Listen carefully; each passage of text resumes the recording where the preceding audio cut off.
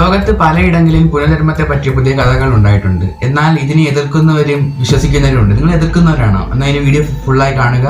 Welcome back to TRUE.IT world.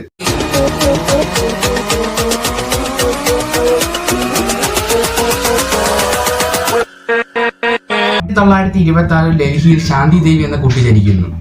ഈ കുട്ടി 4 വയസ്സ് മുതൽ തന്നെ തന്റെ വീട് ഇവിടെ അല്ല, മധുരയിലാണെന്നും തന്റെ ഭർത്താവ് തന്നെ കാത്തിരിക്കുകയാണെന്നും പറയുന്നു. എന്നാൽ ഈ കുഞ്ഞ് ശാന്തി ദേവിയുടെ കുസൃതികളാണെന്ന് വിചാരിച്ച് ഇത് വീട്ടുകാർ ശ്രദ്ധിക്കുന്നില്ല. ശാന്തി ദേവിക്ക് 6 വയസ്സാകുമ്പോൾ സ്കൂളിൽ ചേർക്കുകയും അവിടുത്തെ അധ്യാപകനെ ശാന്തി ദേവി വേറൊരു വ്യത്യസ്ത രീതിയിലുള്ള ഒരു സ്വഭാവമായി മനസ്സിലാക്കുകയും ചെയ്യുന്നു.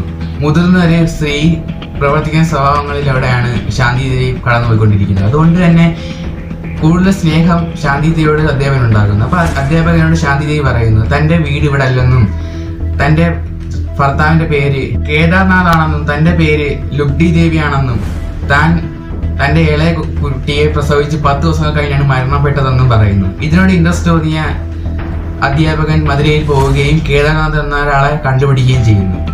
അങ്ങനെ 1936 നവംബർ 12 തന്റെ സഹോദരൻ എന്ന രീതിയിൽ കേദാർനാഥിനെ ആ അധ്യാപകൻ ഡൽഹിയിലേക്ക് കൊണ്ടുവരുന്നു. ഡൽഹിയിലേക്ക് കൊണ്ടുവന്ന് ഉടൻ തന്നെ ശാന്തി ദേവിക്ക് മനസ്സിലാകുന്നു ഇത് ഭർത്താവാണെന്ന് മനസ്സിലാകുന്നു. അതിലൂടെ ശാന്തി ദേവി ലുഗ്ഡി ദേവിയുടെ എല്ലാ കാര്യങ്ങളും തുറന്നു പറയുകയും ലുഗ്ഡി ദേവി കേദാർനാഥിനും ഇടയിലുള്ള ദാമ്പത്യപരമായ രഹസ്യങ്ങൾ പുറത്തു പറയുകയും ചെയ്യുന്നു. കേദാർനാഥിന് മനസ്സിലാകുന്നത് ഒരു പുനർജന്മമാണെന്ന്.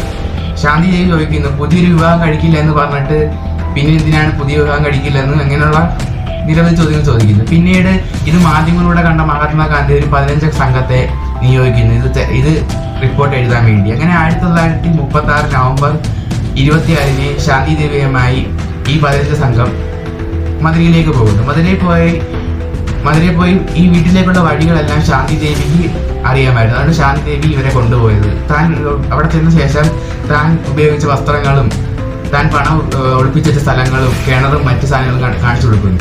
ലുഗ്ഡി ദേവിയുടെ മാതാപിതാക്കളുടെ അടുത്തേക്കാണ് പോകുന്നത്. അടുത്തേക്ക് പോയ ഒരു വികാര നിർഭയമായ ഒരു കാഴ്ചയാണ് അവിടെ ഉണ്ടായത്. പക്ഷേ 1936 എന്ന റിപ്പോർട്ടിൽ ഇത് പുനർജന്മമാണെന്ന് തെളിയിക്കുന്ന യാതൊരു തെളിവുമില്ലെന്നാണ് ഈ 15 സംഘം പുറത്തുവിട്ടത്. എന്നാൽ ഇതിനെക്കുറിച്ച് ധാരാളം പുസ്തകം വരികയും ബാൽചന്ദ് എന്ന വ്യക്തി ഇതിനെ പുതിയ റിപ്പോർട്ട് എഴുതുകയും ചെയ്തു.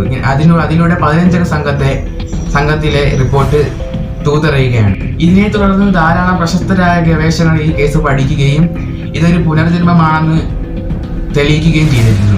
മുഴുവൻ ശാന്തി ദേവി ഇതിൽ ഉറച്ചു നിൽക്കുകയും വേറൊരു വിവാഹം കഴിക്കുകയും ചെയ്തില്ല. ഇതിനെ അടിസ്ഥാനമാക്കി നിരവധി സിനിമകളും ഇതുണ്ടായിരുന്നു, രംഗത്ത് വന്നിരുന്നു. 1987 തന്റെ അനുഭവങ്ങൾ വീണ്ടും ശാന്തി ദേവി വിവരിക്കുകയും അത് വീണ്ടും പ്രശസ്തമാവുകയും ചെയ്തു. 1987 ഡിസംബറിൽ ഈ ലോകത്തോട് ശാന്തി ദേവി വിട പറയുകയാണ്. ഈ വീഡിയോ നിങ്ങൾക്ക് ഇഷ്ടപ്പെട്ടെന്ന് വിചാരിക്കുന്നു. ഇഷ്ടപ്പെട്ടെങ്കിൽ ലൈക്ക് ചെയ്യുക, ഷെയർ ചെയ്യുക, സബ്സ്ക്രൈബ് ചെയ്യുക, തുടർന്നുള്ള ബെല്ലൈക്കൺ അമർത്തുക. ഇതേപോലുള്ള നിഗൂഢമേറിയ വീഡിയോകളും മറ്റു വീഡിയോകളും ഞാൻ ഇനി അപ്ലോഡ് ചെയ്തതാണ്.